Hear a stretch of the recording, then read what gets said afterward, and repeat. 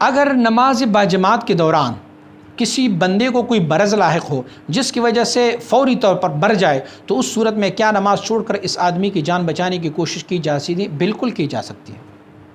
نماز چھوڑ کے اس اللہ رب العزت کے بندے کی، چونکہ وہ نمازی بھی ہے، مسلمان بھی ہے، تو ان کی مدد کر لیا کریں، یہ بالکل ضروری ہے۔ حتیٰ کہ یہاں تک تو آیا ہوا ہے کہ سامنے سے اگر سانپ یا بچھو آ رہا ہو تو سانپ اور بچھو چونکہ مضر چیز ہے، ان کے لیے بھی ہمیں شریعت مطہرہ نے اجازت دی ہوئی ہے کہ دوران نماز آپ اسے مار سکتے ہو تاکہ وہ کسی کو اذیت نہ دے۔ تو کسی کے ہیلپ کرنا، کسی کی امداد کرنے کے لیے اگر آپ نماز چھوڑ دیں اور ان کی ہیلپ اور مدد کر لیں تو اللہ رب العزت آپ کو اجر اور ثواب دے گا۔ نماز آپ اگرچہ جماعت تو چلی جائے گی، آپ پھر اپنی نماز پڑھ لیں، بغیر جماعت کے پڑھیں، لیکن یہ ایک خیر خواہی ہے، ایک مسلمان کے ساتھ ان کا مدد کرنا ہوتا ہے، فلہٰذا یہ افضل ہے کہ آپ نماز توڑ دیں اور ان کی خدمت کریں، ان کی مدد کریں، آپ اپنی نماز بعد میں پڑھ لیں۔